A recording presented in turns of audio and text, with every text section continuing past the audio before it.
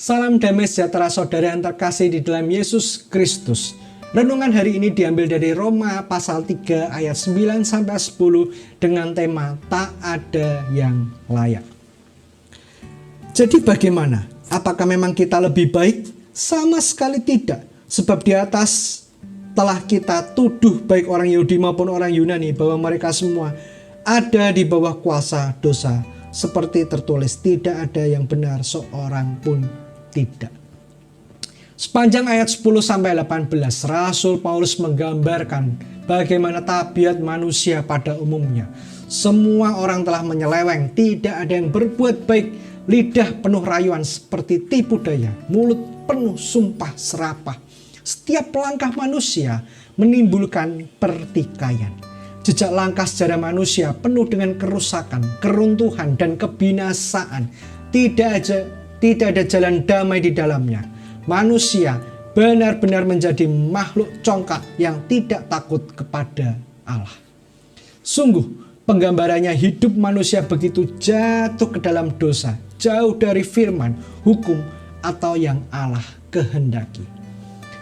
Ketika manusia sedemikian terjatuh dan berdosa, lalu pertanyaannya, apa yang dapat dilakukan?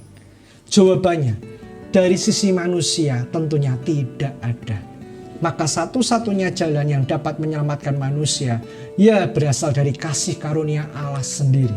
Oleh karenanya di hadapan Allah yang maha suci dan maha kasih, tidak ada seorang pun dapat membanggakan dirinya paling baik dan paling benar. Atau dengan kata lain, semua orang seharusnya saling merendahkan hati dan merendahkan diri di hadapan Allah bahwa kita hanyalah manusia yang tidak layak, namun mendapatkan kasih karunia yang luar biasa dari Bapa melalui putranya Yesus Kristus. Paulus sendiri memberikan teladan untuk bersikap merendahkan diri dan hati tersebut, seperti yang tertulis pada 1 Timotius pasal 1 ayat 15-16. Perkataan ini benar dan patut diterima sepenuhnya. Kristus Yesus datang ke dunia untuk menyelamatkan orang berdosa, dan di antara mereka akulah yang paling berdosa. Tetapi justru karena itu aku dikasihani, agar dalam diriku sebagai orang yang paling berdosa, Yesus Kristus menunjukkan seluruh kesabarannya. Dengan demikian aku menjadi contoh bagi mereka yang kemudian percaya kepadanya dan mendapat hidup yang kekal. Kerendahan hati yang sedemikian penuh kesadaran bahwa dirinya tak layak ini membuat orang akan begitu mensyukuri kasih karunia yang diberikan oleh Bapa kepada kita.